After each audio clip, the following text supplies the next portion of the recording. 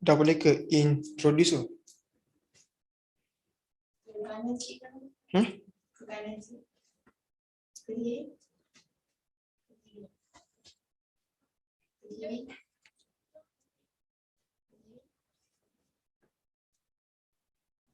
So nanti kita dah start ke kanan sikit dengar balik. Okay, okay, sini. Oh, ke sini ya? Sekarang ke kanan dulu, ke kiri dulu. Kiri sikit. Kiri. Dah kiri ni. Ya, sabarlah. Ke kanan sikit. Kiri sikit. Sikit je. Alright. Pandang kamera. Salah pandang kamera sebab kena kepala. Kamera ni. Tahu. Pandang kamera tau, bukan pandang Shima Akmal. Saya share. Alright. Start.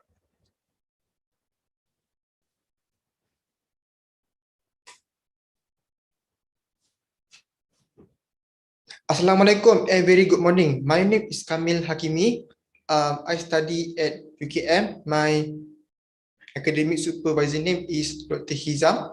I am currently doing my internship at company called Grand Aegis Capital Berhad. So for today, I am going to present about the Capital Market and Services Act 2007.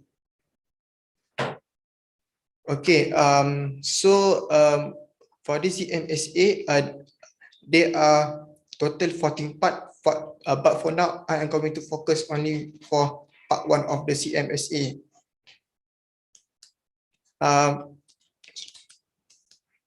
So what is capital market?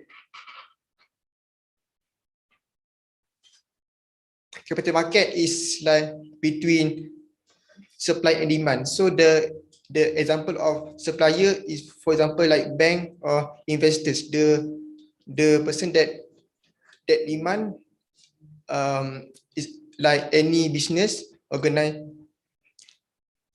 or corporation, or any small business owner that want to apply loans, for example, from the supplier like bank and investors. So the capital market ni wujud untuk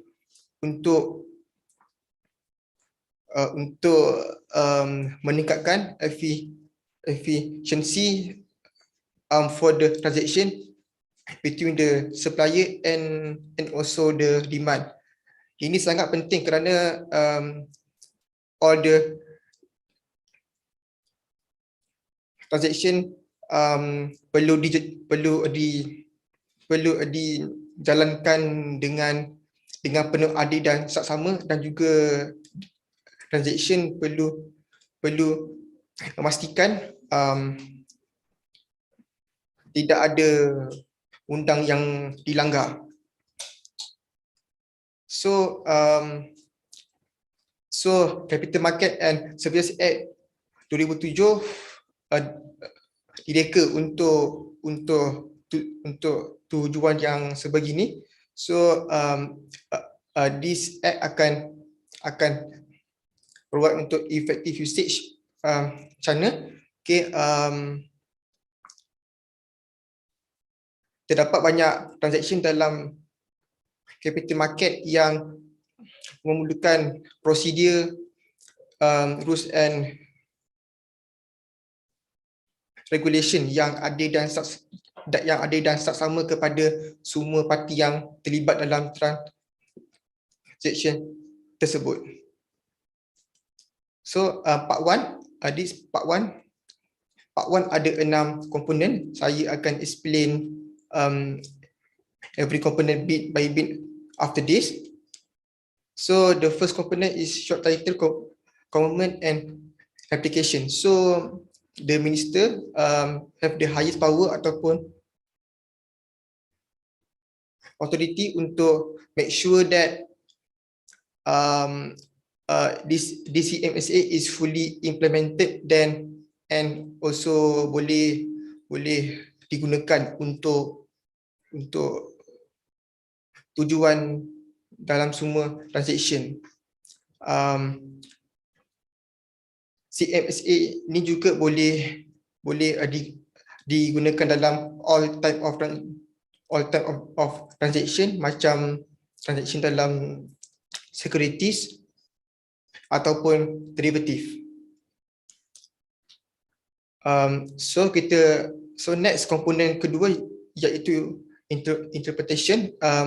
Bila kita cakap pasal accounting record, almost every company, organization or anybody corporate mempunyai accounting record yang lengkap untuk memastikan bahawa semua rekod itu disimpan in proper and akan disimpan in proper management, supaya all this accounting record boleh digunakan untuk tujuan audit dan juga boleh dimasukkan di dalam accounting report untuk tujuan inspection. So affiliate juga dikenali sebagai ahli gabungan. Mean that ahli gabungan juga boleh termasuk ini pekerja yang ingin memohon pekerjaan di mana-mana company or body corporate yang terlibat dengan transaction tersebut. So apabila mereka dah terlibat dengan transaction tersebut, mereka perlu mematuhi all the rules and regulation dan juga prosedur yang telah pun ditetapkan untuk memastikan transaction tersebut berjalan dengan lancar.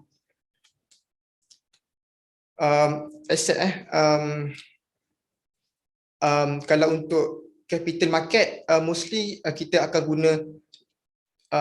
guna both long term and short term asset. So mean that hanya the holder of a capital market services license sahaja yang dibenarkan untuk memegang dan juga manage all the asset yang telah dipertanggungjawabkan kepada mereka. Jika mereka perlu menjadi orang tengah untuk one party in the transaction, so the holder of the market ni license, mereka boleh menggunakan this asset untuk tujuan untuk membayar fee transaction tersebut. Auditor, so bila cakap pasal auditor mempunyai tanggungjawab yang sangat besar, kerana auditor ni akan inspect all the accounting information yang akan diberikan oleh company ataupun body corporate yang hire mereka in the first place untuk memastikan bahawa all the accounting data tu tak ada unsur fraud, penipuan dan juga lain. So kalau next board of directors, so every company or organization mereka akan mempunyai board of director yang terdiri terdiri most of shareholders. So the board of director will inspect and oversight all the business activity in the corporation. So board of director is sangat penting kerana board of the director akan make sure all the management in the corporation akan berjalan dengan lancar. So books, bila cakap books, books ni boleh consist of accounting record dan juga financial record. Ia juga boleh include any type of record or information yang boleh memberikan kesan kepada daily business activities, especially is if kalau all that information telah pun digunakan dalam transaction yang berkaitan dengan securities dan juga derivatif. Business trust is mostly business yang dijalankan based on kepercayaan yang diberikan oleh management of any company or corporation. So any company yang mampu membuka business trust secara kewangan, mereka akan hire seorang role, mereka akan appoint seorang trustee manager. So the function of trustee manager ini untuk memastikan bahawa all the asset di dalam business trust tu akan di handle dengan penuh amanah dan juga penuh tanggungjawab. Bila cakap capital market product, dia ada securities, derivative, ataupun combination of both securities and derivative. Sebagai contoh, jika satu investors ini nak membeli combination of both shares of securities and derivative, so investors ini dibenarkan oleh minister untuk menjalankan transaction yang melibatkan kedua-dua produk ini.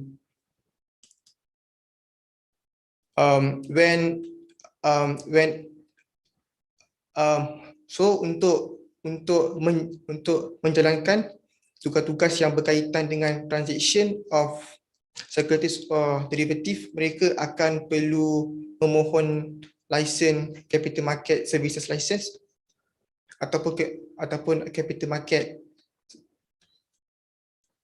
services representative license. Ini kerana kedua-dua license ini akan menunjukkan replika yang berjaya apply akan dapat melakukan kerja mereka dengan penuh efisien dan juga efektif, and juga kedua-dua license ini juga akan make sure that all the transaction yang melibatkan securities and derivative akan dapat dijalankan dengan penuh amanah dan tidak akan ada unsur seperti fraud, penipuan, deception dan juga lain-lain. Central repository ini juga sangat penting kerana ini merupakan tempat kemudahan yang digunakan untuk mengendalikan all the deposit yang berkaitan dengan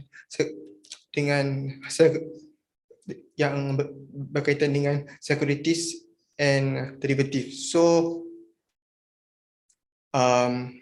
satu sistem akan ditubuhkan and juga dijalankan untuk memastikan all the pengendalian of securities akan dapat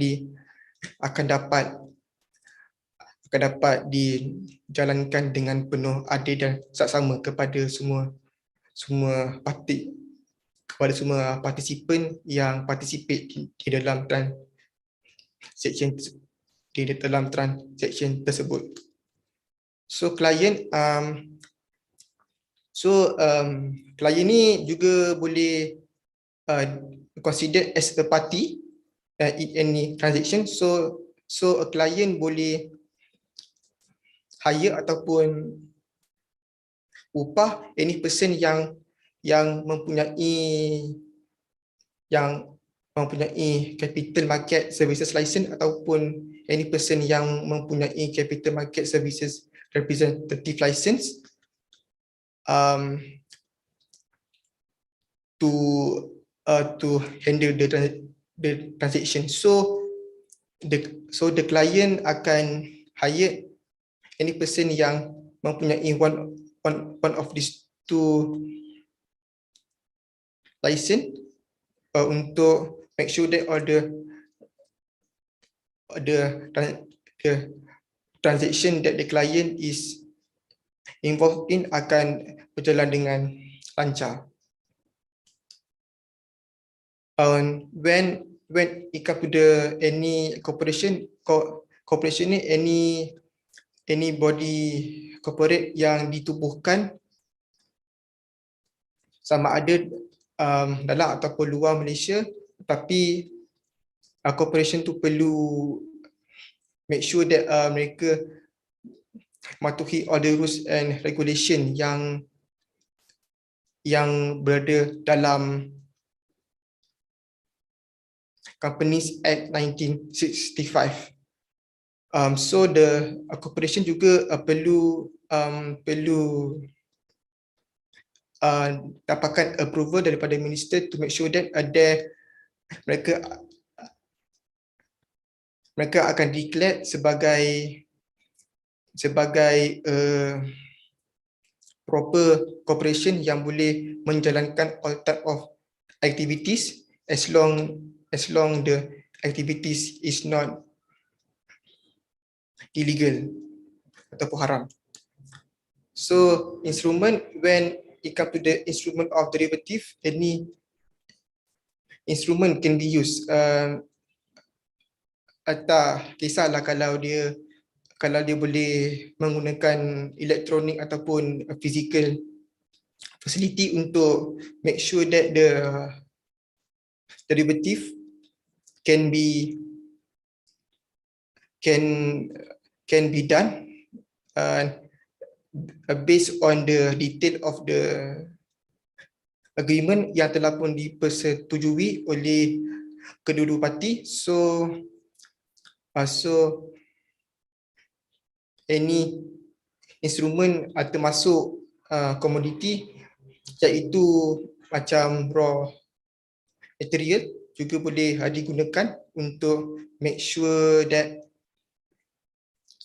transaction of derivative and also disclosure of the transaction of derivative akan berjalan dengan lancar. So when it comes to the Islamic capital market business, ada dua jenis, conventional securities, derivative, dan juga ada conventional and the second one ada Islamic derivative and also securities. So it is very important for Islamic capital market business to exist, wujud, kerana some of the market participant mereka lebih gemar untuk invest in the Islamic capital market business yang tidak boleh ada unsur-unsur yang dilarang seperti riba, iaitu interest, ragu-ragu dan juga maisir, iaitu gambling in English. Debentures also can be used for any contract for sale or supply for any company or organization that is used for the purpose of buying any property or hire of any services for the cost of business. It depends kalau that company is cleaning type of company, so the management of that company boleh menggunakan debenture sebagai kontrak untuk tujuan yang sebegini, dan juga debenture juga akan juga melibatkan any produk yang digunakan oleh minister seperti securities, derivative, and juga any combination of those two capital market product. Issuer in Malay mean pengeluar. Pengeluar ni mereka akan mengeluarkan any capital market product macam securities, derivative or others. So pengeluar yang mengeluarkan this type of capital market product perlu make sure that the issuance of this product will comply all the rules and regulation yang telah pun ditetapkan oleh minister. It is very important untuk pengeluar untuk obey all the rules and regulation yang telah pun ditetapkan oleh Commission, kerana untuk memastikan integrity in the capital market will stay positive.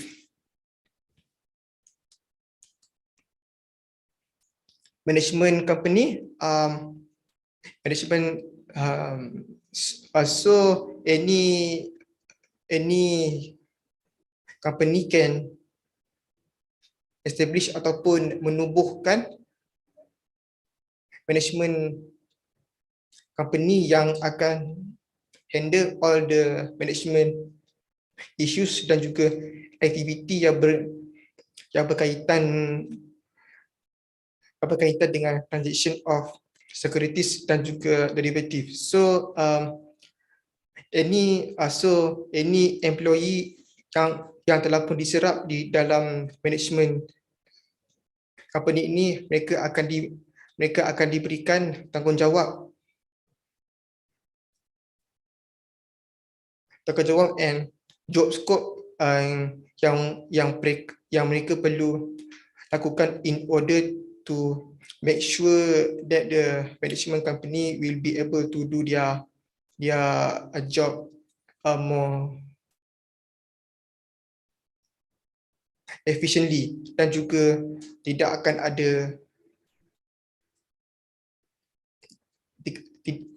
ada unsur-unsur seperti fraud, deception dan lain-lain. Kejap. Please slide sebelah. Ya. Okay. So management company ni kan, Ya.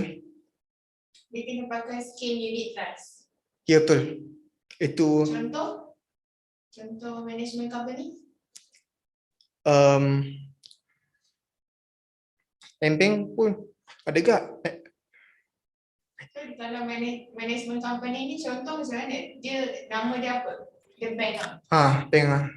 Dia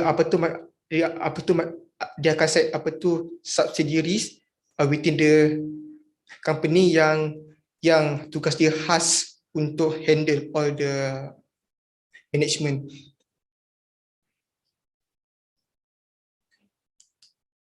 So when it comes to any corporation, any corporation akan libatkan tugas dan tanggungjawab of any director or any pekerja of the corporation. So it is very important for any corporation to make sure that all these people um, they will use all the information that they get to do their job with full honesty, dan juga tidak akan ada unsur-unsur yang dilarang yang menyebabkan mereka boleh menggunakan this kind of information for their own benefit. Kalau nak tahu apa tu liquidator is if a corporation almost bankrupt, so mereka akan hire liquidator. So the function of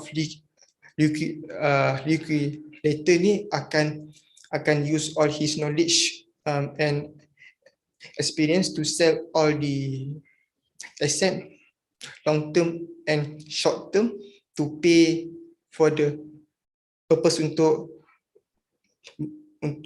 membayar semua hutang yang tertunggak sebelum the company to go bankrupt. Ini kerana untuk memastikan bahawa kalau company itu pun go bankrupt, mereka tidak akan ada hutang yang tertunggak. Securities is one of the capital market product. So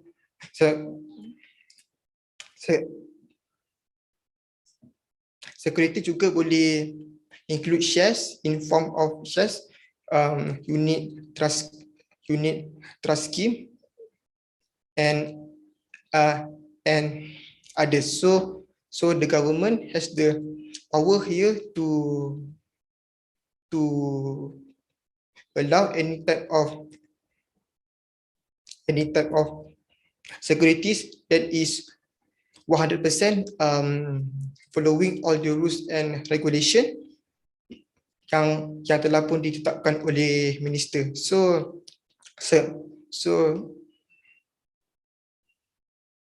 security juga boleh include any hak, option ataupun interest. So if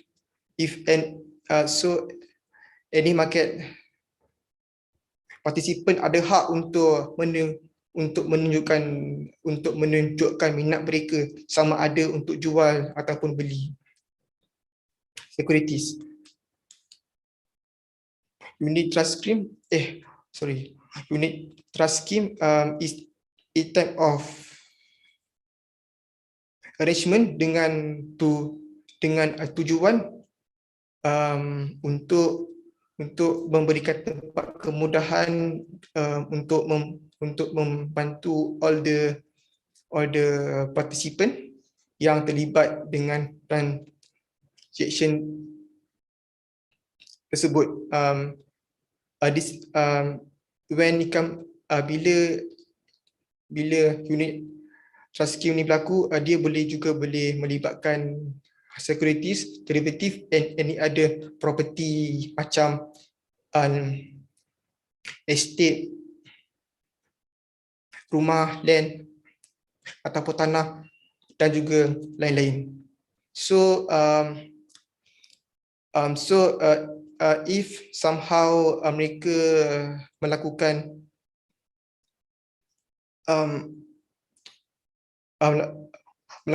macam merger ke acquisition ke, and mereka dapat profit, so mereka boleh, so unit trust scheme akan memberikan profit itu kepada beneficiaries, iaitu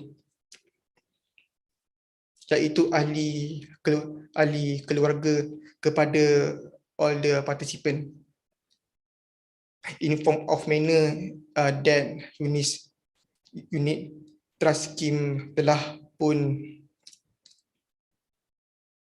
decide. So kita pergi ke komponen ketiga, spouse associated person. Kalau tentang ni, if any employee tu dia part of the body corporate, it is sangat penting juga mereka perlu mematuhi all the rules and regulation yang telah pun ditetapkan oleh Commission. So mereka perlu mematuhi semua arahan yang telah pun diberikan oleh body corporate tersebut based on the guideline yang telah pun ditetapkan oleh Commission.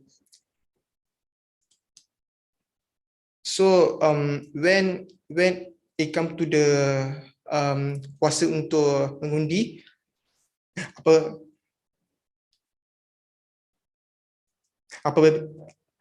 apabila di dalam any meeting, so the person yang akan diberikan hak untuk mengundi di dalam meeting tersebut ialah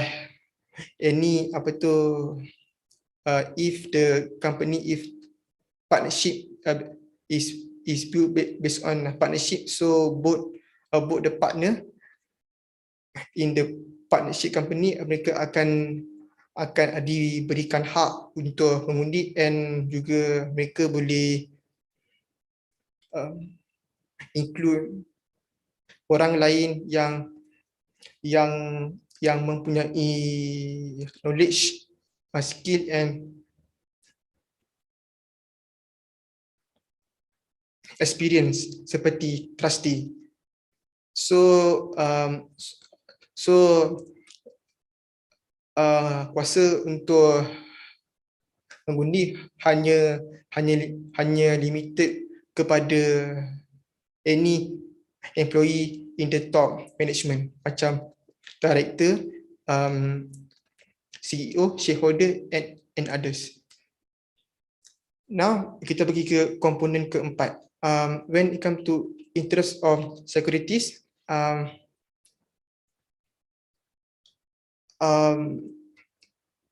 public juga ada hak untuk juga diberikan hak and juga diberikan invitation untuk sama ada untuk beli ataupun jual securities, but that kind of hak perlu mematuhi all the rules and regulation yang telah pun ditetapkan oleh yang telah pun ditetapkan dalam Companies Act 1965. So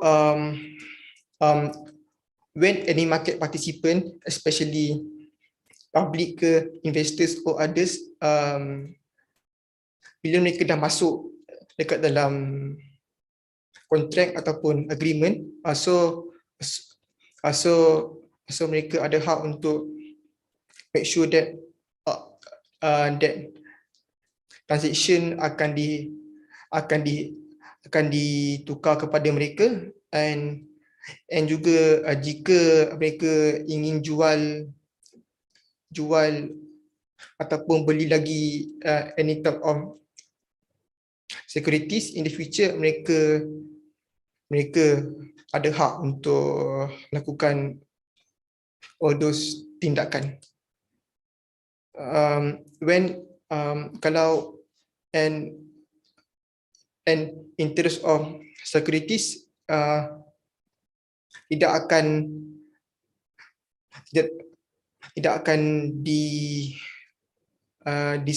disregarded, mean ia tidak akan ditolak kerana if the securities is still following all the rules and regulation, so the securities is still allowed to be included in the capital market. transaction. So when come the description of securities, the minister also can boleh membeli ataupun menjual these two securities and derivative, kerana minister is the one that initiate all the rules and procedure yang berkaitan dengan transaction of the securities and derivative. Okay, so when any agreement ataupun perjanjian dah and juga dah bertukar dari kontrak, so both two party akan agree to do the transaction in any tarikh yang mereka telah pun bersetuju based on the detail in the agreement or contract. So that is all from me for part 1. Thank you very much.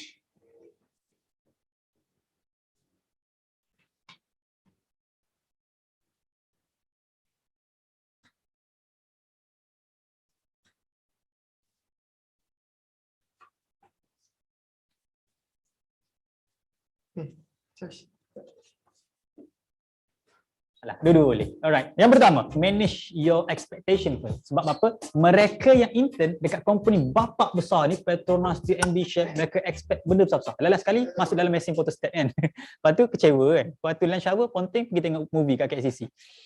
So manage your expectation first. Jangan expect buat kerja besar. Contoh, ada seorang intern datang dan bahagian finance atau bahagian HR, anda tak boleh expect anda terus urus kewangan syarikat. Benda tu PNC, especially company kecil. Anda hanya urus resit dulu, susun, check balik, buat recon ke. Tapi pembelajaran yang detail, account bank anda tak akan dapat akses. Itu normal. So start small. Jangan expect benda besar-besar. Kalau dapat benda besar, alhamdulillah, sujud syukur, performlah baik-baik. Yang kedua adalah attitude anda semasa intern adalah sangat bagus. Anda datang kerja on time. Kalau pukul 9, anda datang 8.58, 8.59, 8.50 pun okey. Asalkan thumbprint, clock in sebelum waktu. So, yang kedua, attitude anda yang perlu dimonitor the way you speak. Orang muda generasi, aku pun muda lagi.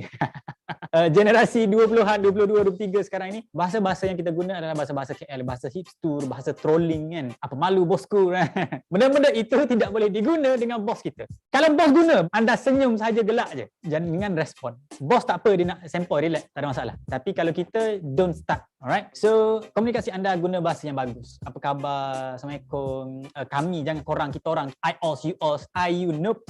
Maintainkan formality sebab ini profesional, anda masih lagi intern. Yang ketiga, kerja anda. Pastikan anda buat kerja dengan kemas. Ini adalah masa untuk anda buktikan you are capable of doing things extraordinary. Intern ada CGPA kan? Cuba target intern 4.0. Intern wajib akan buat kerja-kerja admin sedikit sebanyak. Contoh, filing, documentation, printing, berkawan rapat dengan mesin photostat. Itu standard. Mak tanya, intern dekat mana? Anakku. Intern dekat KLCC. Ya Allah, mak menangis air mata, berjaya anakku intern ke SCC. Buat apa? 1 hari bilik photostat. Real case. Pengalaman kawan member sendiri. Kerja dia photostat je. Tapi kalau seminggu, 70% masa kau adalah photostat, something wrong somewhere.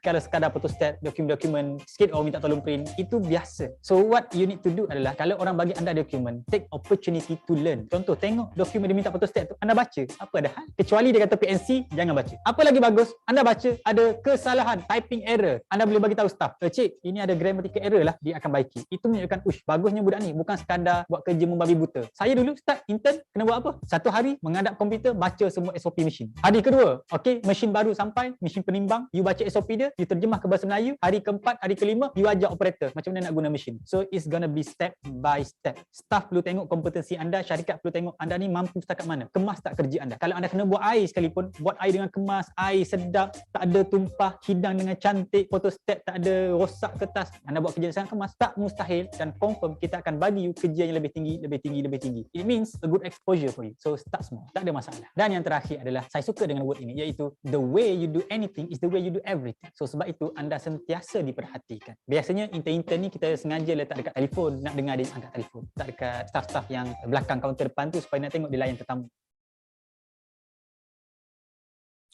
Nampak dulu.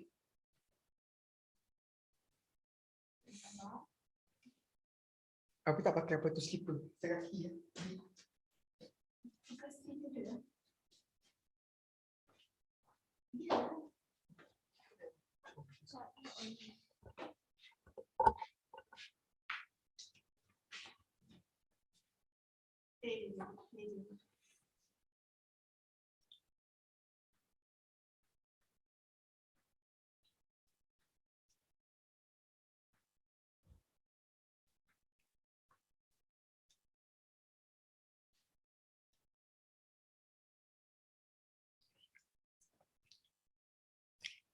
Assalamualaikum and very good morning. My name is Kamil. I study at UKM and my academic supervisor name is Dr. Hizam, and I am currently doing my internship at Great Aegis Capital Berhad.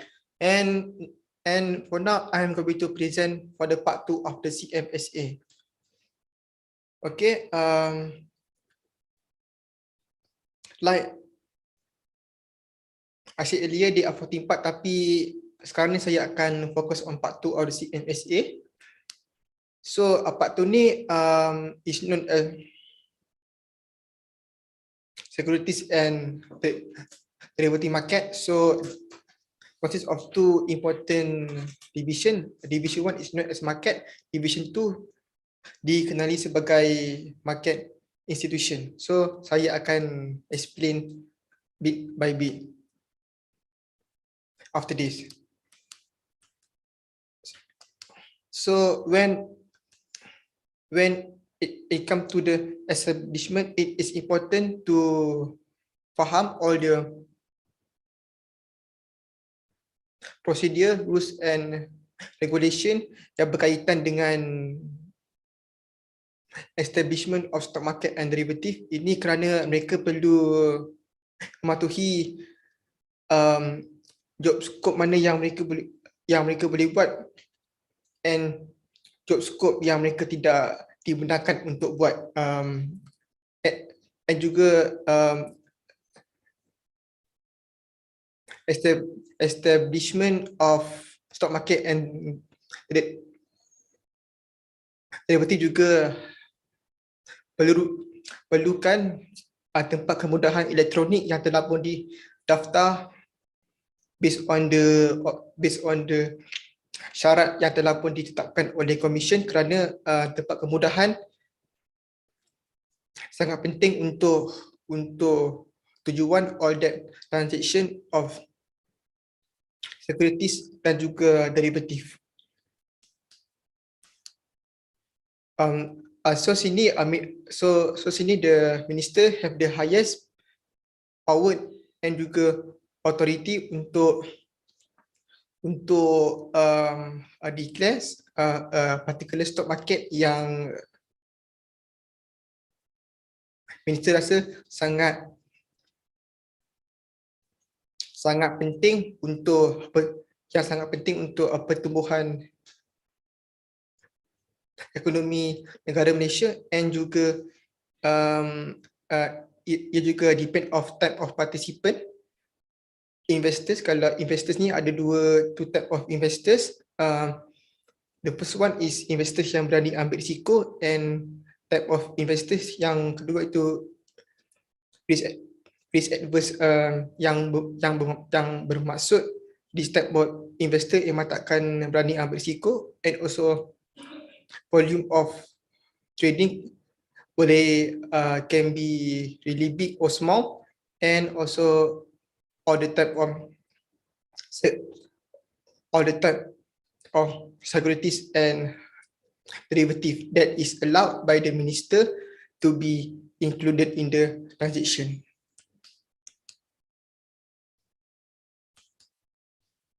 So the minister have the highest power and authority.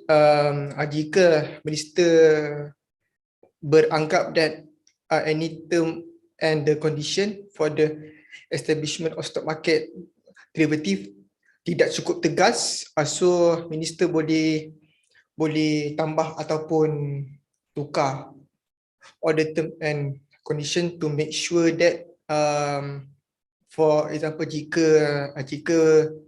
berlaku pelanggaran on the term and condition di mana one of the transaction tidak mematuhi all the procedure, so the minister boleh tambah any term and condition yang berkaitan to that situation, and the minister juga akan memastikan bahawa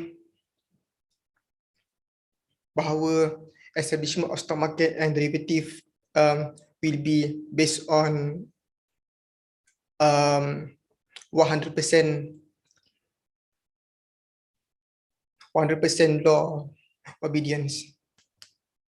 So as you know, bank negara is the backbone ataupun tulang belakang of ekonomi Indonesia. So bank negara akan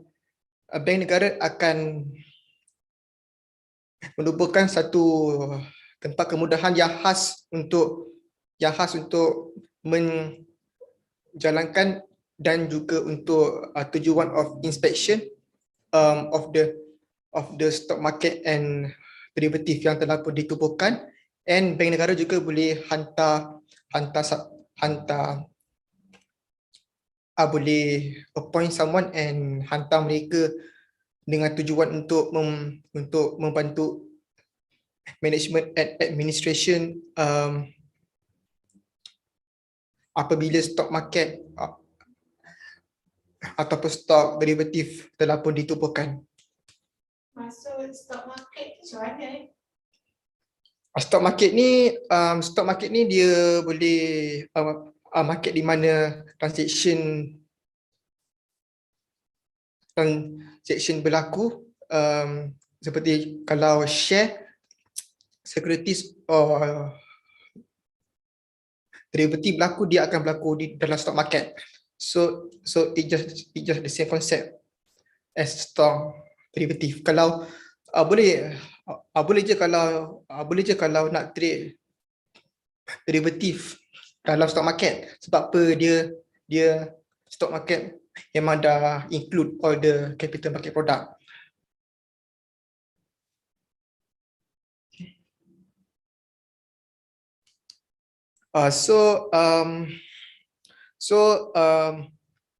Apabila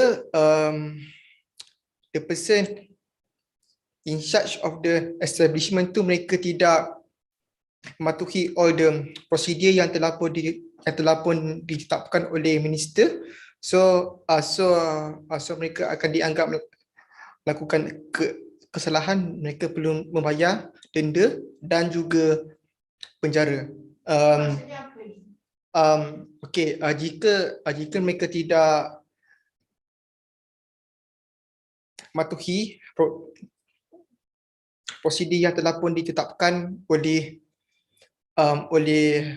Commission in order to buka stock market ataupun derivatif, see all the prosedur itu ditetapkan untuk make sure that tidak akan berlaku pelanggaran undang-undang.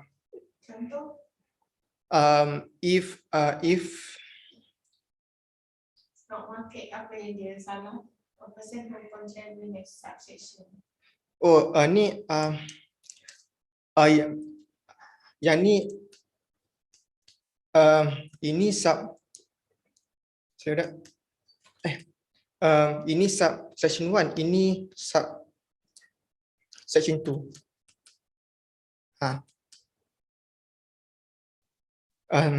So bagi mereka yang tak follow all the procedure, mereka akan dianggap melakukan kesalahan oleh Commission kerana Commission beri pendapat all this procedure amat penting untuk tujuan memastikan apabila stock market ataupun derivatif telah pun ditubuhkan, ia akan all the transaction akan dilakukan dengan penuh adil dan akan dilakukan dengan penuh adil dan saksama kepada semua market participant. Stock market tu duit ke apa? Ha? Stock market tu duit ke? Duit lah. Tapi dalam bentuk share lah, share. Oh, ni macam laporan lah. Saham lah, stock market.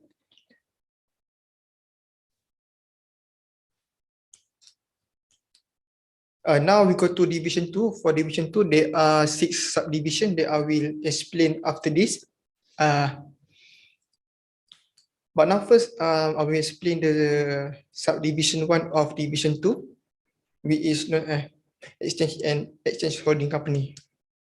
So the minister have the power ataupun kuasa untuk approve any body corporate yang nak apply untuk menjadi stock exchange. Tapi the minister akan consult dulu nasihat dan juga evaluation from the commission, kerana commission tu kira macam orang kanan kepada minister. So based on the nasihat from the commission, so the minister akan check, akan verify sama ada any body corporate that want to apply to become stock exchange tu boleh tak diorang handle dia daily business activity, or either the applicant akan boleh melakukan tugas mereka dengan penuh tanggungjawab. So this faktor akan memberikan kesan kepada evaluation of minister sama ada untuk approve ke tak. Maksudnya sekarang siapa commission bukan commission? Sekarang siapa commission? Oh, kalau kat Malaysia dipanggil as the Securities Commission Malaysia, SCM. SCM. Itu Ini memang part Malaysia. Sorry. Memang Malaysia punya akta. Security ni. SCM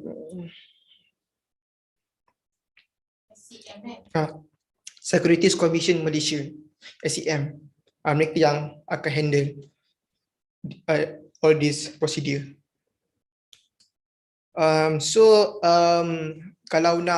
Kalau anybody corporate nak apply tu, first step of the procedure, mereka akan send their application to the commission, and after that commission akan hantar the application to the minister along with some advice and evaluation and the evaluation from the commission as well. And also bila dah apply tu, mereka akan diperlukan untuk hantar all type of document or informasi yang berkaitan dia application. For example, mereka perlu hantar informasi and document yang berkaitan with their financial report, accounting report, report, audit and others. So it is very crucial to send all this type of information supaya commission boleh do more detail analysis dan juga evaluation.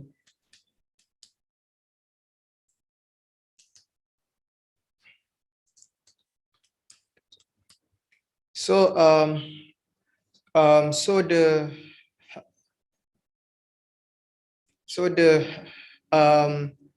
apabila the applicant as order body corporate telah pun di-approve sebagai stock exchange, so the stock exchange boleh propose some of the new rules untuk ditambahkan kepada rules yang telah pun sedia ada. Ini sangat penting jika stock exchange tu kata decide that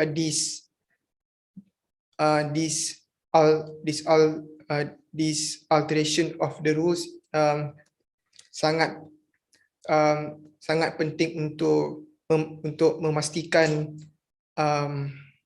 the daily business activity will go smoothly, so mereka akan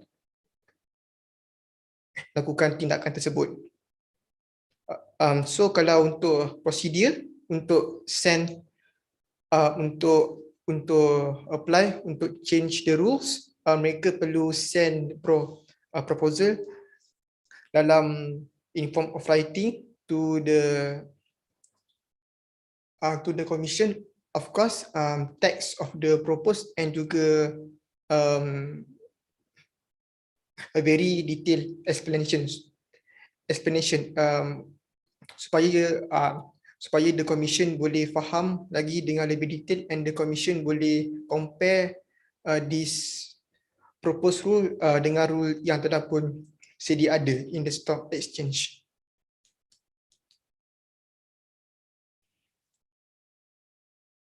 When it comes to the commission untuk approve perubahan rules, mereka perlu make sure that the stock exchange will be able to handle all the change in the rules in form of the commodity, and also the minister juga akan memang bertanggungjawab untuk memastikan bahawa komoditi ataupun raw material yang digunakan di dalam any body corporate yang telah pun approve will be managed with efficiency. So apabila dah habis prosedur tu, prosedur dah hantar application and juga hantar all the detail regarding proposed rule, so mereka perlu tunggu result from the commission within 6 weeks or 1 month and a half in form of writing, either the stock exchange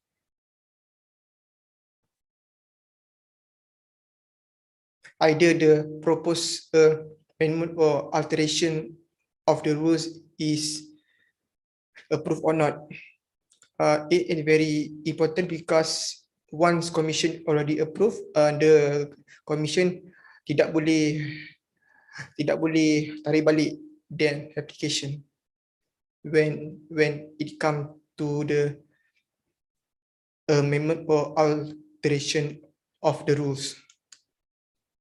When it comes to the appointment of director, so the commission perlu memastikan any director yang akan ataupun yang telah dilantik untuk menjalankan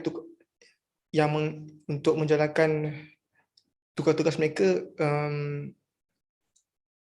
tugas mereka akan dapat dijalankan dengan penuh efisien dan juga efektif. Hal ini kerana appointment of director is based on the evaluation of the commission itself. So the commission perlu make sure that any director yang dilantik mampu lakukan tugas mereka dengan baik, supaya all the business activity in the exchange holding company and the stock exchange and derivative exchange akan berjalan dengan lancar.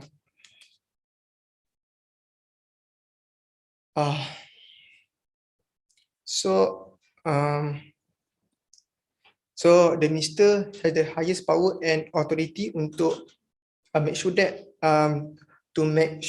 any person yang dilantik sebagai director akan mampu lakukan tugas mereka dengan begitu baik. Tapi minister perlu meminta nasihat dan juga consultation from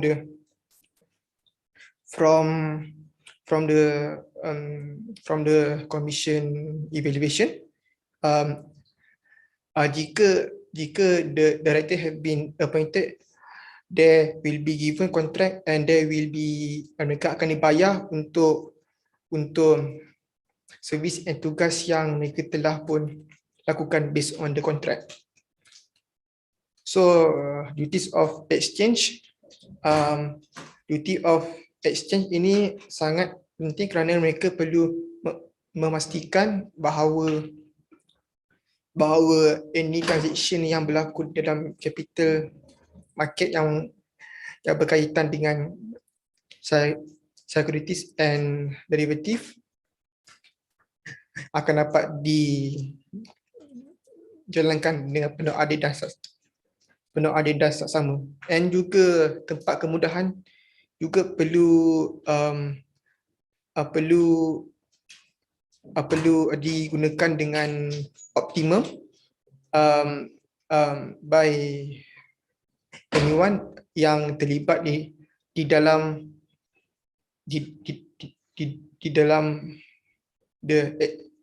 exchange holding company. Exchange holding company boleh ambil tindakan yang sepatutnya jika one of the party, if one of the organisation melanggar any term or condition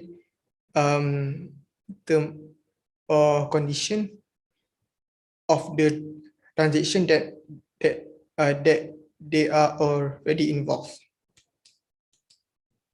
So duty of exchange, so it is important to have sumber kewangan yang cukup, sumber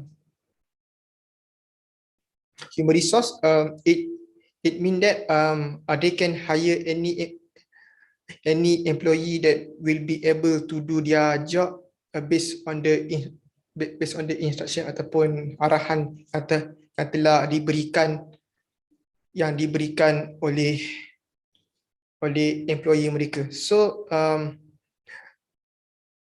mereka perlu juga ada tempat kemudahan yang mampu menyediakan tempat kerja yang optimum untuk memastikan the process of transaction akan berjalan dengan lancar. So withdrawal of change, when it comes to the approval, the minister ada kuasa yang tinggi, tapi dia perlu seek advice and recommendation from the commission. So the commission akan give their evaluation. So if the minister found out that the exchange holding company does not obey all the term and condition that has been set by the minister with the recommendation of commission, so the minister will use his power to withdraw the approval that has been granted for the applicant. So the withdrawal, so the minister have to really make sure that ataupun dia perlu memastikan tindakan ini betul apabila apabila minister minister dengan nasihat daripada Commission berjaya jumpa bukti yang one of the exchange of securities or derivative telah pun melanggar any rules and regulation or term and condition yang telah pun ditetapkan oleh Commission or one of the participant memberikan informasi yang salah yang mampu menyumbang kepada kerugian duit yang banyak to the other party organisation. So the effect of withdrawal tidak akan affect any agreement ataupun perjanjian yang sedang berlangsung ataupun yang akan berlangsung in any stock market or derivative market. Ia juga tidak akan memberikan kesan kepada any hak, tanggungjawab or liability based on all those agreement of any transaction yang akan berlaku in any stock market or derivative market, walaupun a withdrawal of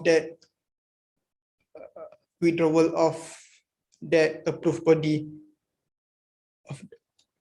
of that exchange holding company telah pun berlaku.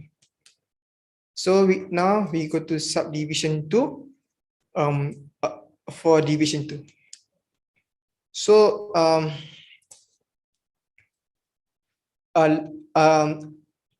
nobody corporate cannot do any business activity that is related to the function of exchange holding company if they are still not yet being approved by the Commission. So the Commission think by the approval, so the Commission will provide evaluation and analysis, and the process for the application, they can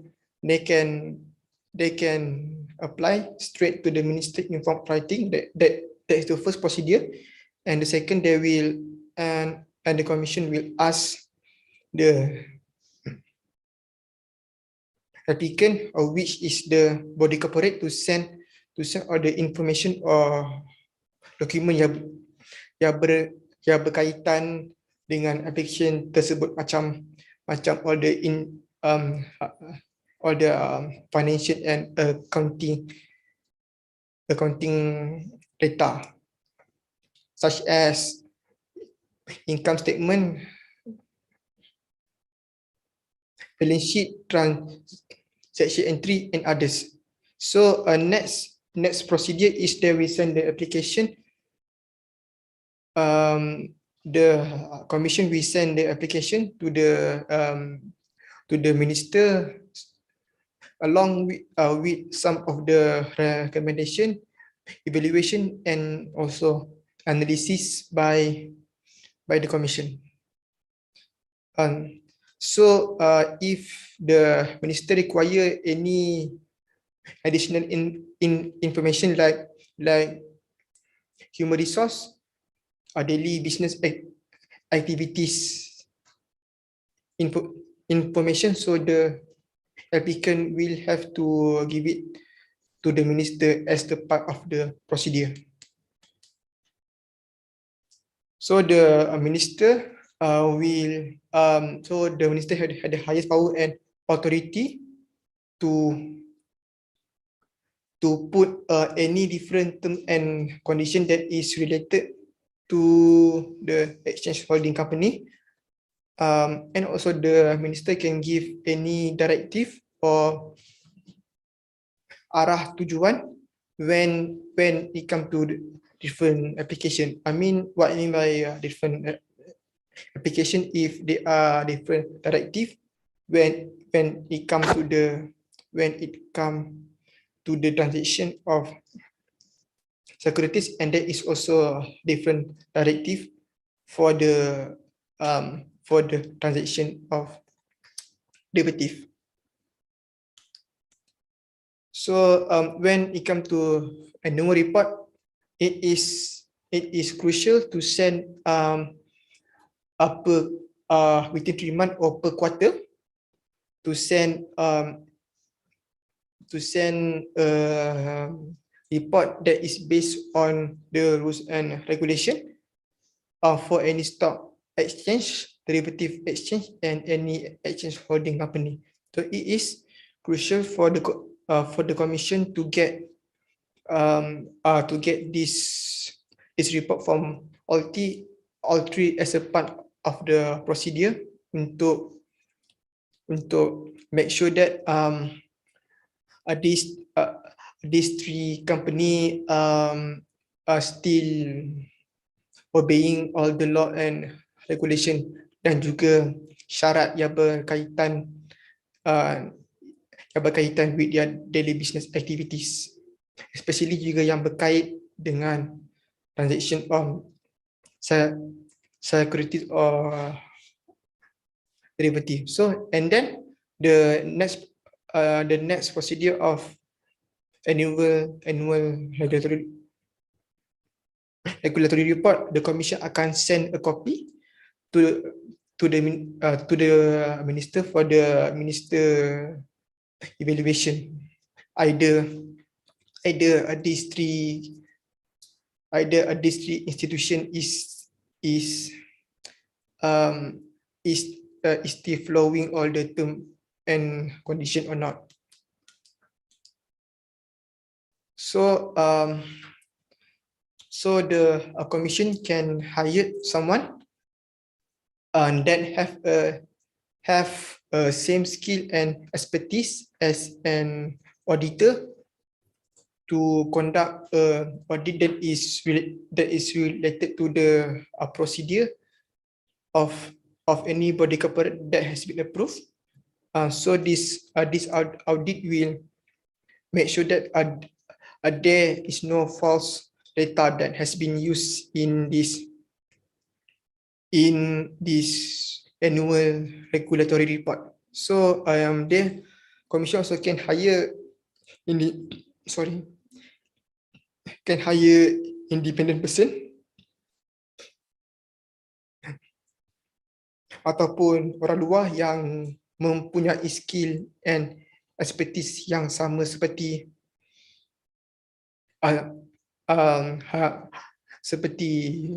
auditor. So the minister akan memerlukan any body corporate yang telah approve untuk hantar special report. Special report yang especially yang berkaitan dengan syarat-syarat yang diperlukan untuk terus dipatuhi by all these three. Okay, so they will submit to the minister the special report, as the minister will inspect with all the details to make sure that all these three stock exchange and the other two will always following all the requirement ataupun syarat of the rules and securities law. It is important for this special report to be sent. It is to make sure that minister akan ada confidence yang these three market institution will be able to obeying all the rules and regulation at all time. So the withdrawal, So the withdrawal of exchange holding company will happen when the minister found out the proof based on the evaluation and advice and also analysis of the commission that that proof that the exchange holding company is truly breaking some of the law and regulation or already breach some of the term and condition that has been set by the commission when it comes to the approval of an exchange holding company. It is very important when an exchange holding company telah pun di-approve, mereka perlu patuhi any terms and condition yang telah pun diberikan oleh commission setelah mereka telah di-approve.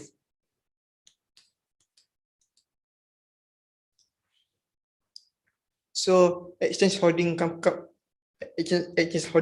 so the minister perlu dia takkan withdraw unless dia found any evidence or any proof based on the advice and juga evaluation of the commission that prove that the exchange holding company has been breaking all the some of the law and regulation and also has already been charged with any offense that is related to the transaction of securities or derivative.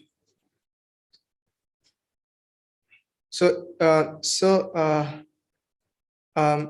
if the exchange holding company cannot perform their job anymore, so the exchange holding company yang telah di-approve, mereka boleh tarik diri secara sukarela untuk memberikan ruang to any other corporate to any other corporate that want to apply to become an exchange holding company. So any withdrawal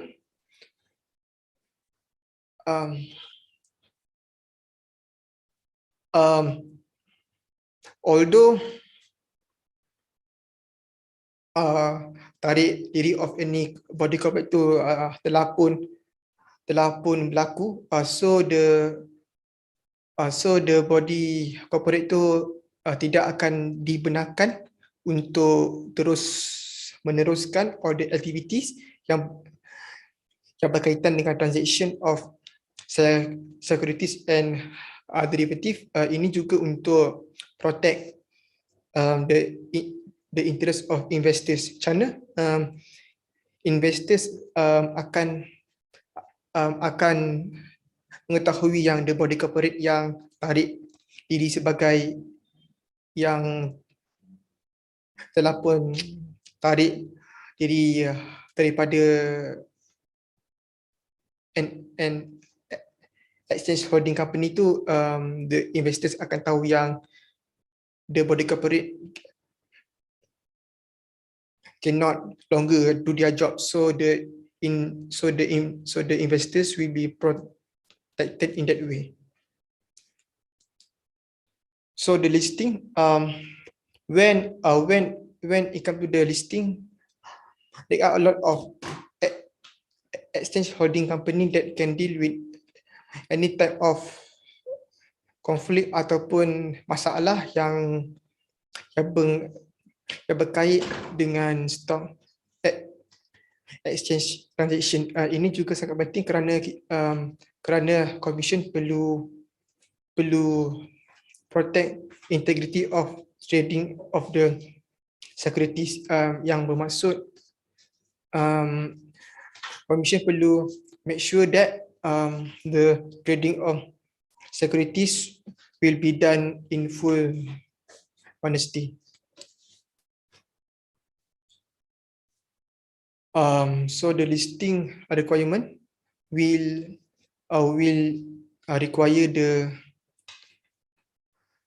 will require the approval of any exchange holding company in order to be removed from the list, and also any suspension of the securities. So if this thing happen, so the commission akan memberikan that exchange holding company fees ataupun yuran yang perlu dibayar untuk komisen, kerana komisen perlu pakai duit mereka sendiri untuk menyelesaikan this type of conflict or problem. So for duties of exchange holding company, so for any exchange holding company, mereka perlu memastikan bahawa any transaction yang dilakukan based on securities and derivative akan dilakukan dengan penuh adil dan sama. Ini sangat penting kerana dengan menggunakan kemudahan yang telah pun didaftar under commission, so the transaction can be done in a form of positive manner for the market participant that is involved in the transaction. So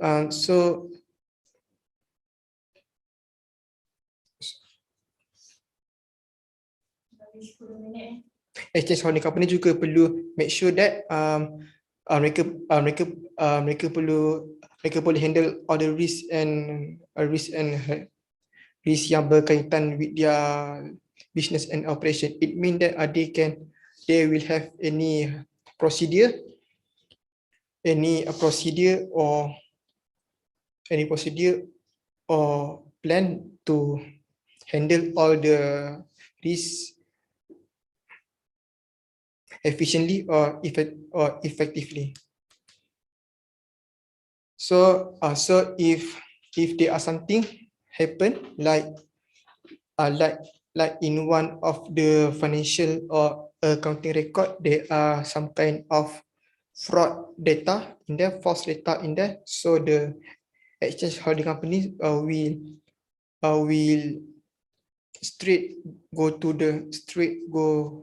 the commission. If somehow the exchange holding company manage to find proof that all those allegation does happen, so based on this proof of allegation, so the commission will take the further action. So risk of management committee, so any exchange holding committee can hire bukan any committee that is specialized in risk management, that is called a risk management committee. So the risk management committee ni, the function is to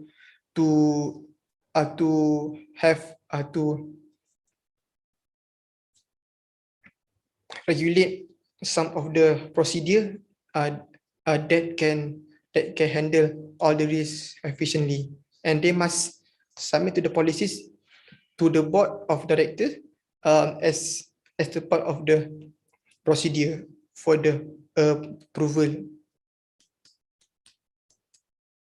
So subdivision 3 is known as general.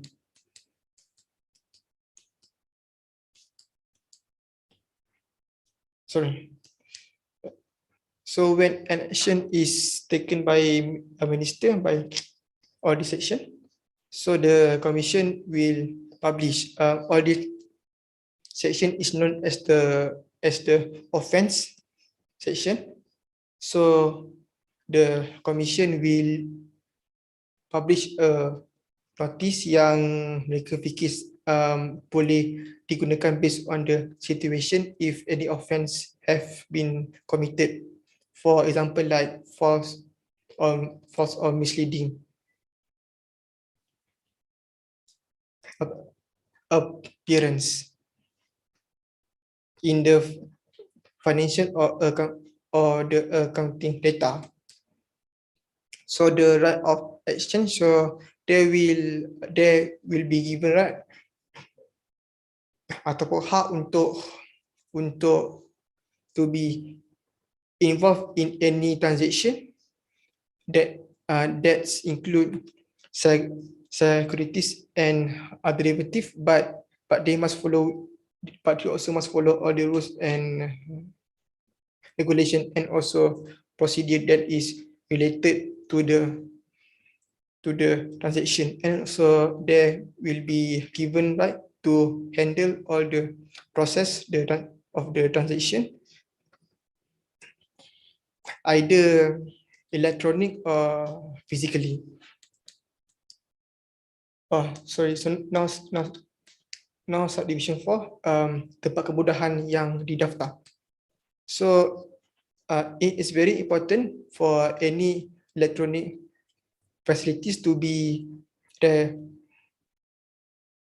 registered so that all the transaction and disclosure of those transaction can be done in a form and manner that is already specified by the exchange holding company.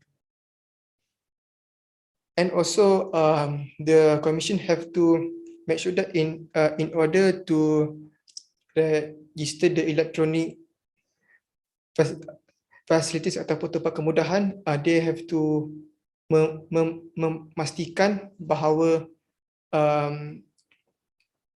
the capital market transaction is adil dan sesama, and juga mampu give an equal chance to all the market participant to be involved in any transaction. So the commission ada kuasa dan hak yang telah diberikan oleh minister to add any term and condition when it comes to the register electronic facilities. It is important, penting kerana when the electronic facilities itu telah pun didaftar, so ia akan digunakan for a lot of transaction in a daily business activity. So the commission have to make sure that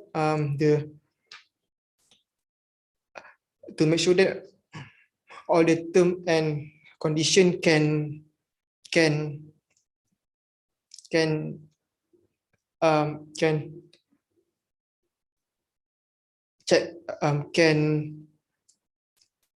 make sure that the electronic facilities will always following all the procedure that has been set by the commission. So when it comes to the application, so the first procedure is they will send the application to the commission in the form of writing, and the next procedure is they will have to send all the information and any other document that is related to the application. For example, like a financial and accounting report. So when it comes to the information and document, the applicant have to make sure that there are no false or misleading data or information in all those documents. So the withdrawal, so the withdrawal,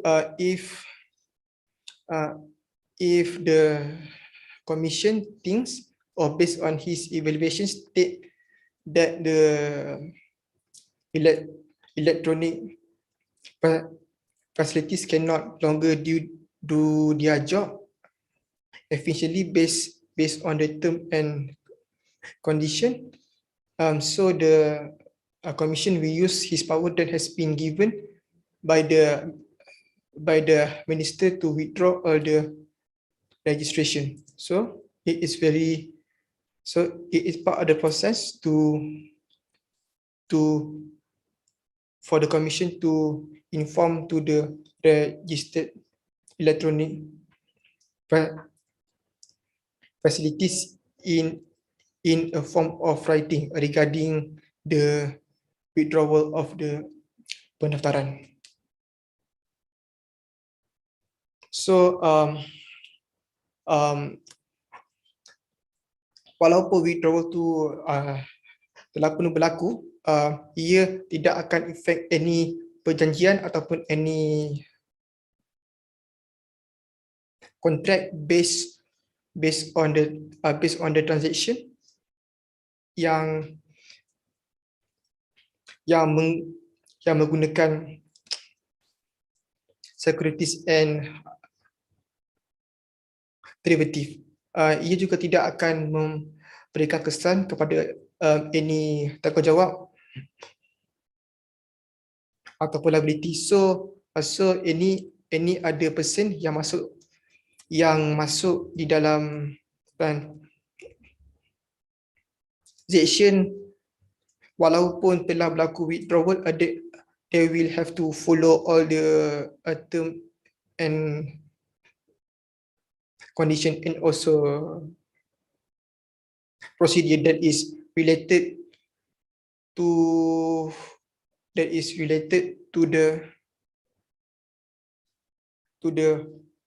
transaction that they are already agree on. Now, subdivision 5. So it is crucial to understand all the procedure, term and condition in order to establish or operating a clearing facility. So when it comes to the procedure that has been set by the commission already state that no person shall establish unless the person has been approved by the commission. So the commission will do their evaluation and analysis to make sure that the person have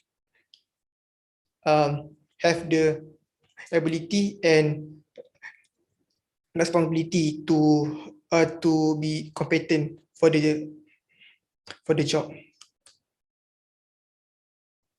So an application so when it comes to an application, the first step is they will send the application to the commission, and the second procedure is they will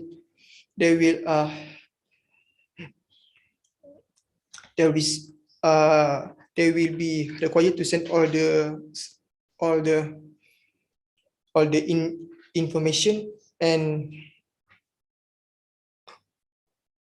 document like financial or accounting report, and also they will have to send a copy of the rules that they want to add to the rules yang telah pun sedia ada. So when it comes to the rules, proper regulation perlu ada untuk memastikan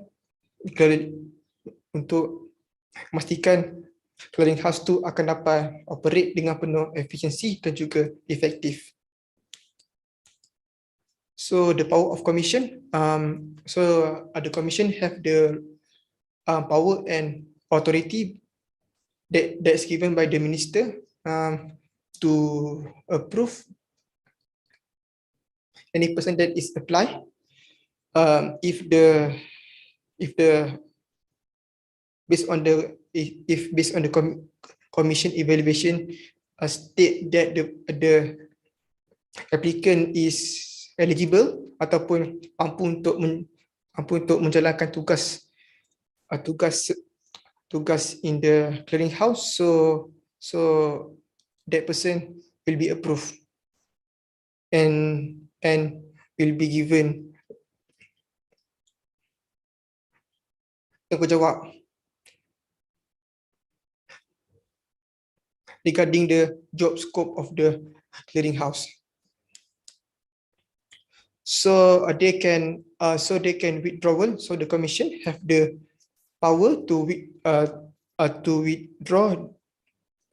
withdraw the approval of the clearing house if the commission state that the clearing house is breaching all the term and condition that has been prohibited by the commission, or the commission can use the clearing house for the purpose of the transaction of securities and derivative to the other market institution like exchange holding company and also stock market. So the withdrawal the commission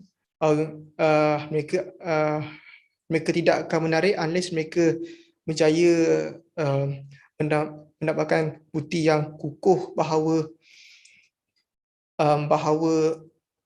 in all the informasi dan dokumen yang telah pun diberikan oleh komisen untuk tujuan application tersebut mempunyai unsur false or misleading appearance, and also if the clearing house have too much debt that they will not be able to continue their job and responsibility financially.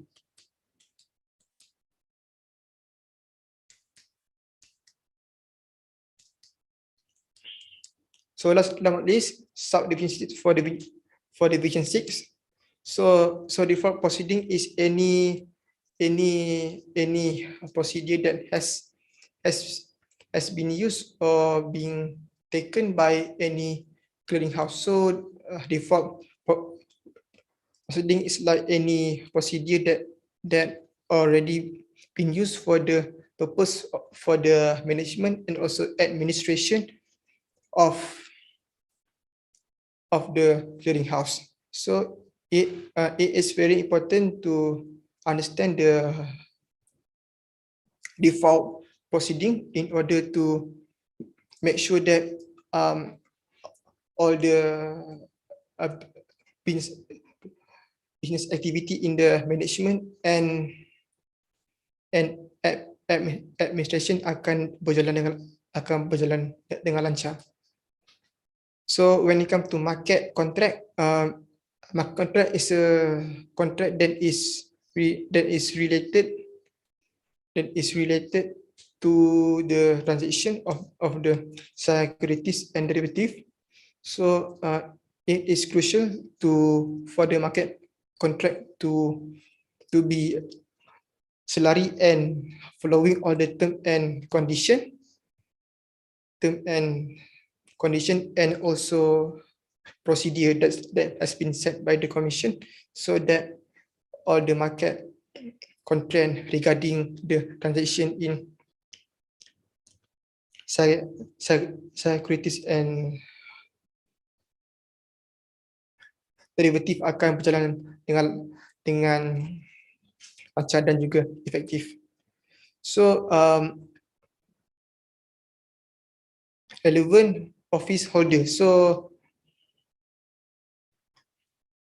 relevant office holder is any person that have a big responsibility when it come to handling all the property or asset of the clearinghouse. So relevant office holder also, one of the example is liquidator, which I already explained earlier, will use all his skill and knowledge to sell all the asset long term and short term,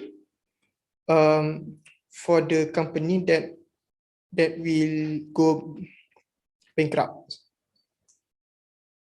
And juga relevant office holder juga also can be appointed by a trustee, in order for relevant office holder untuk tolong trustee in case of the management of the property and administration of the asset of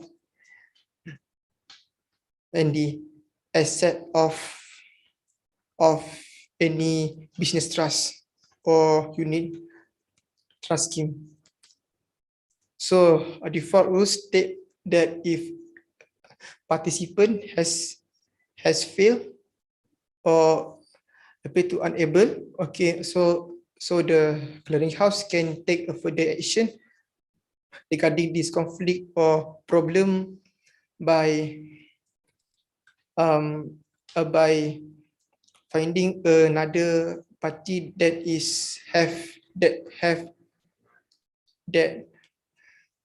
doesn't have any issue to participate in the transaction, and also for the purpose of the settlement or disclosure of the market contract, the clearinghouse will use all the procedure to make sure that all the transaction will be done in the orderly and manner that has been set by the commission, which is there will be no element like fraud, deception, false or misleading information in others. So they need to follow all. So for all this market contract, market charge and other, they will need to follow all the rules and regulation based on the asset of a person that is involved in any of these contracts. So the default proceeding will take over almost all the business activity in the clearinghouse if they are, for example, if they are breached in the market contract term and conditions, so the default proceeding will take over and make sure that the person that yang buat kesalahan tersebut akan dihukum. So a court, any court, mahkamah boleh menggunakan function mereka untuk menghantar wakil untuk membantu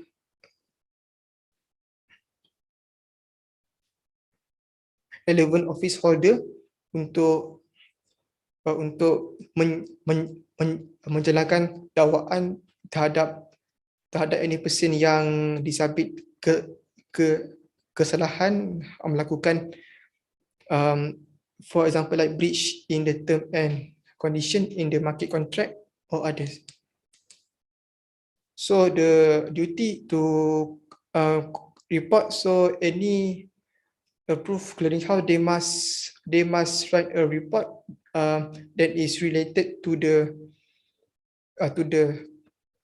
conflict earlier.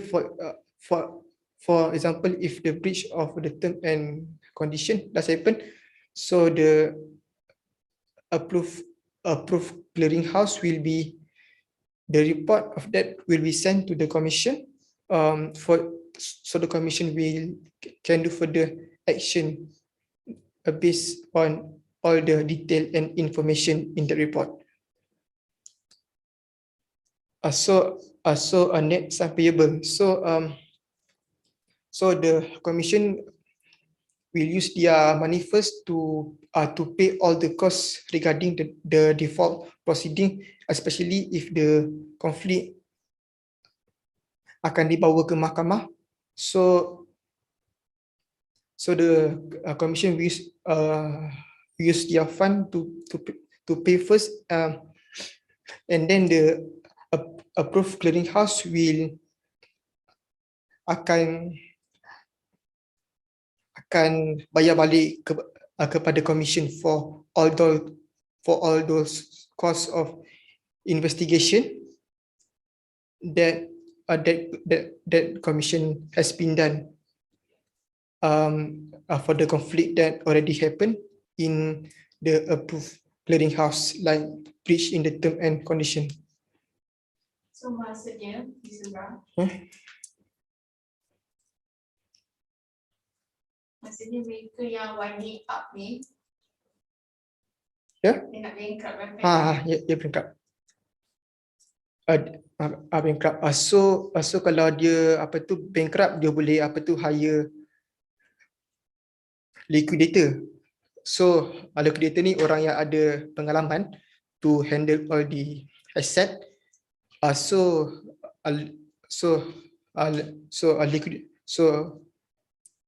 the purpose of this company yang hampir bankrupt, dia hire this liquidator sebab apa? Mereka tak nak bankrupt dengan hutang. So the liquidator role, mereka akan jual all the asset, long term and short term asset, only for the purpose untuk bayar all the hutang yang tertunggak. Kalau contohlah company tu bankrupt and still lagi ada hutang, dia akan blacklist. Tapi kalau company tu bankrupt tapi hutang dia dah habis bayar before dia fully bankrupt, so dia tidak akan blacklist, and mereka boleh bina balik that company from scratch sebab memang tak ada hutang yang tertunggak, and juga mereka tidak blacklist. Apa kena-menanya dengan CMSE?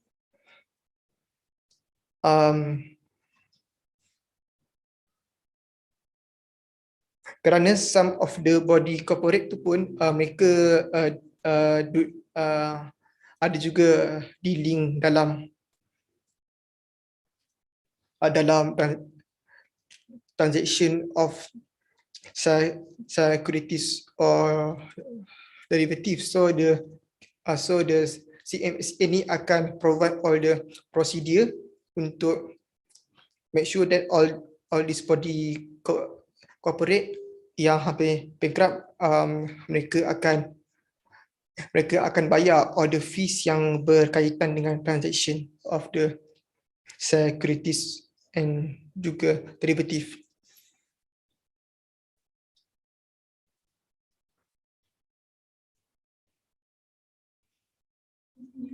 Okay. So when it comes to the cancel of the contract, so the contract can be cancelled if one of the party that is participate in the contract is breaching the term and condition, and also currently committing an offense like fraud. So the contract will be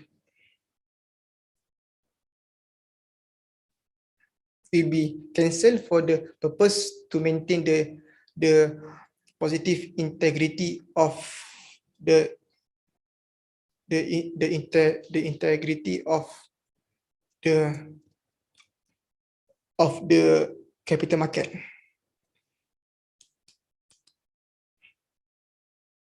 So adjustment. Sorry. So when it comes to adjustment or cancel of contract, it will affect the market contract and it will become the market collateral. It means that the contract cannot be used anymore for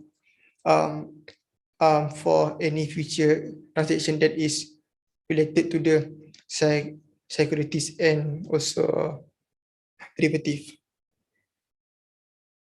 And also when it comes to cancellation of contract, they must also follow all the rules that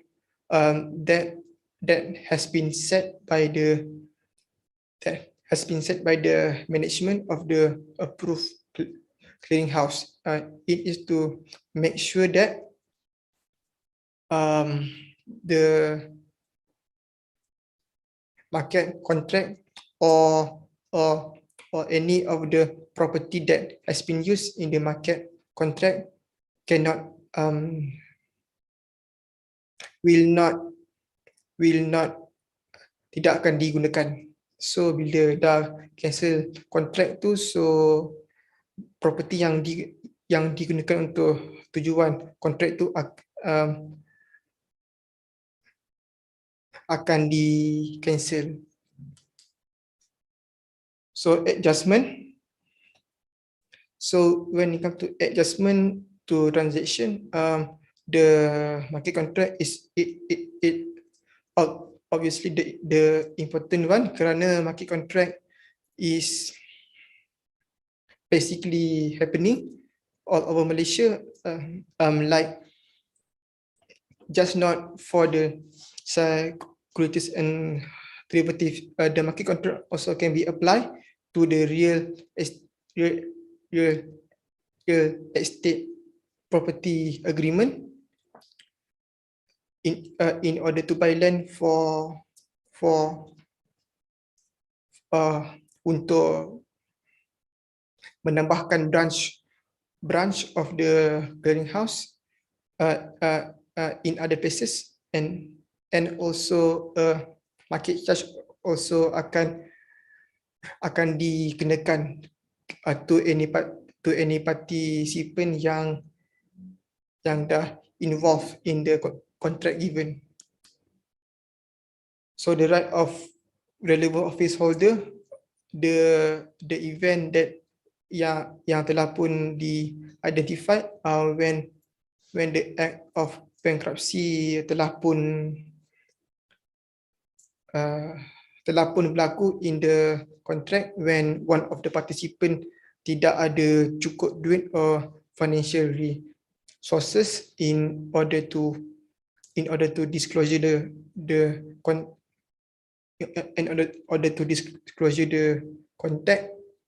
contract or the participant that already bankrupt can apply for a winding up for the purpose to settle off for the purpose untuk menyelesaikan all the hutang yang tertunggak for the participant yang telah pun bankrupt ataupun yang hampir bankrupt. So law of insolvency,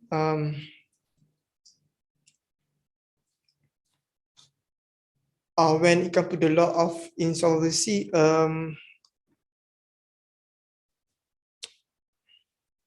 any rule ataupun undang-undang tidak akan memberikan kesan kepada apa pun tindakan yang telah dilakukan oleh mahkamah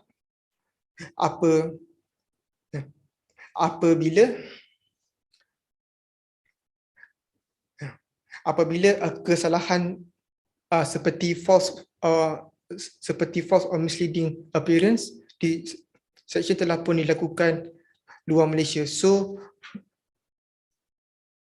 maknanya apabila seseorang buat kesalahan seperti fraud di luar Malaysia, so CMSA memang tak boleh nak apply.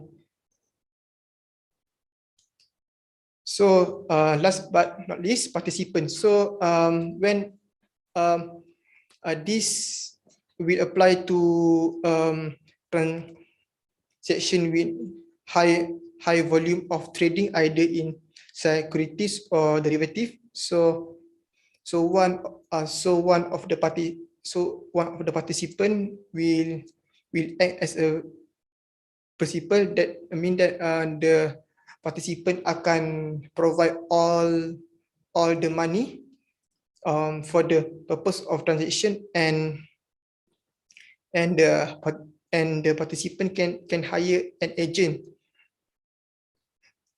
ataupun orang ketiga to handle all the transaction based on the procedure yang telah pun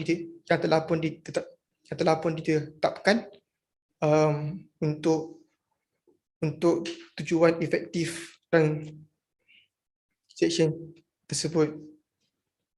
So that is all from me for part 2. Thank you very much.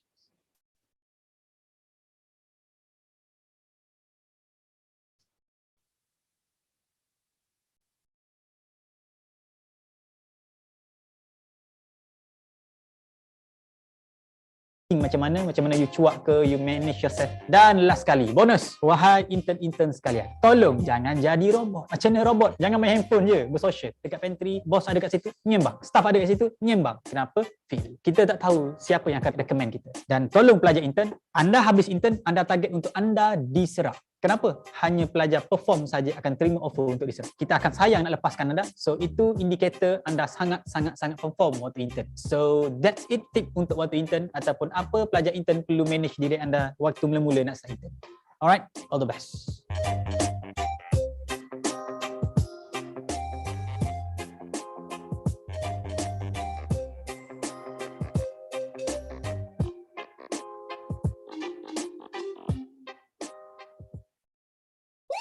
Tukar setiap saat kepada saat keemasan dengan KFC Golden Egg Burger. Barulah sedap hingga menjilat jari.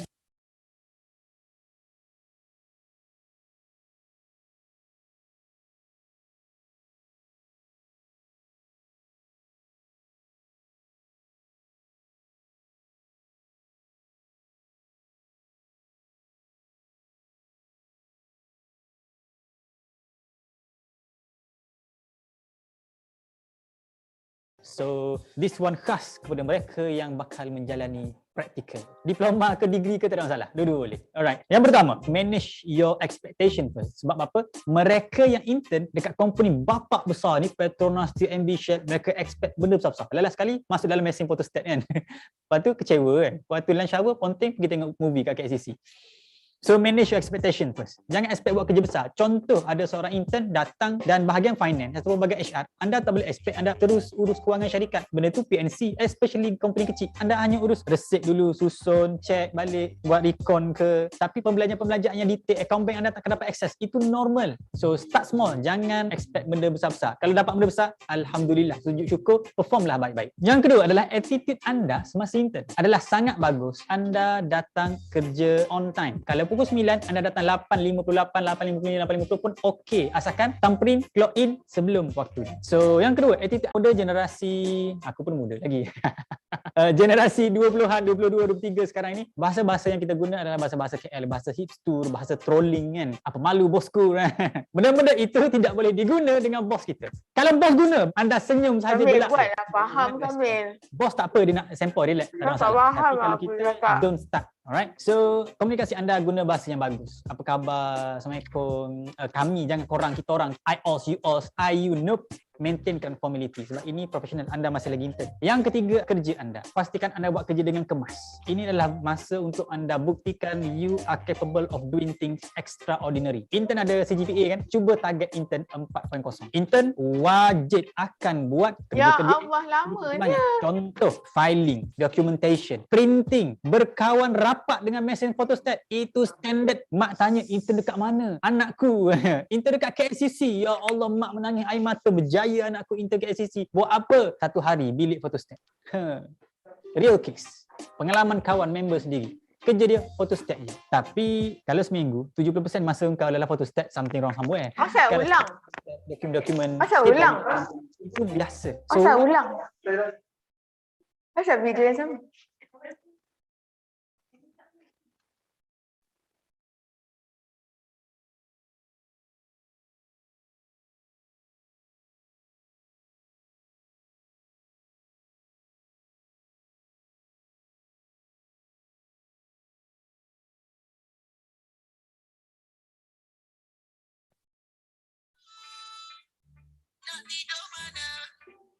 Wah, awak tolong printkan saya punya workbook dan juga laporan untuk esok. Ready kan? Baik ciknik, saya buat sekarang.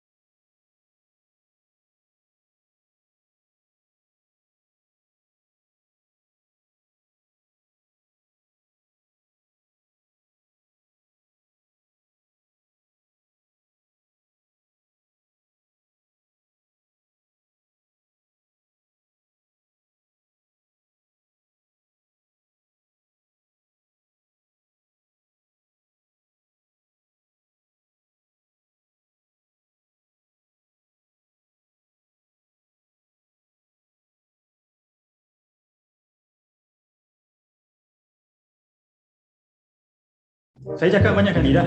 Yang ini Kena cek sekali, jangan ada salah langsung kalau ini dah boleh rujuk. Kedua, ini adalah dokumen untuk law. Awak jangan main-main tolong rujuk. Dokumen-dokumen ada sedia and then repair dari situ saja. Button commission itu saja. Ketiga ini marketing key. Saya perlukan pitching untuk market saya bertahu bukan buku-buku kerja yang problem. So ini salah kali buka ya mati saya. So tolong baiki segera. Esok saya perlukan, boleh? Baik ciknik.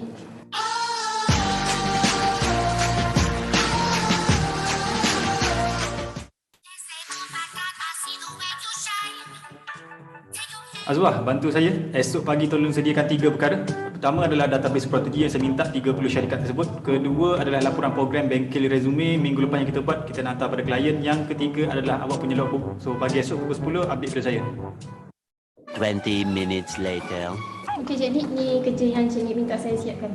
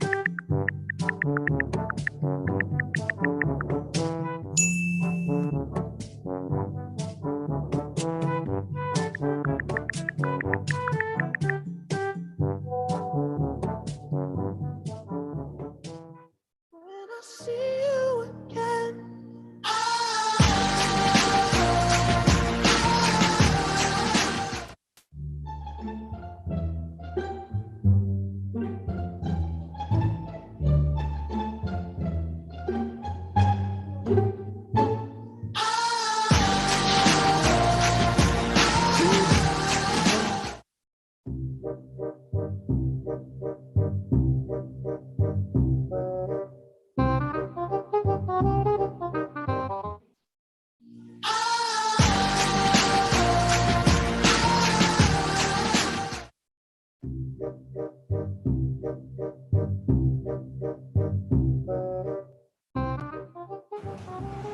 Nick, ada apa-apa lagi yang perlu saya buat sebelum saya balik?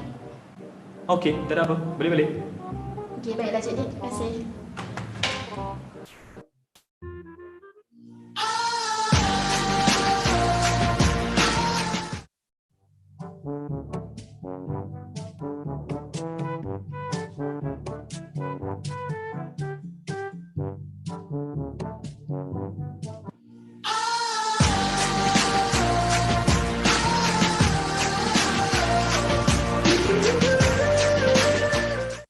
Dengan InDriver, tawar harga anda dan pilih harga anda suka. Anda boleh tawar tambang anda.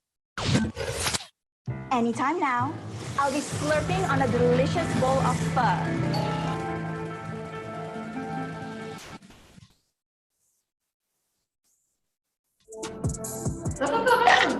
Eh, Rama.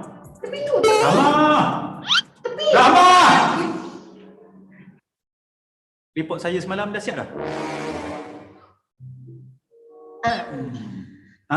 Saya minta semalam. What? Risau pula aku dengan report kau.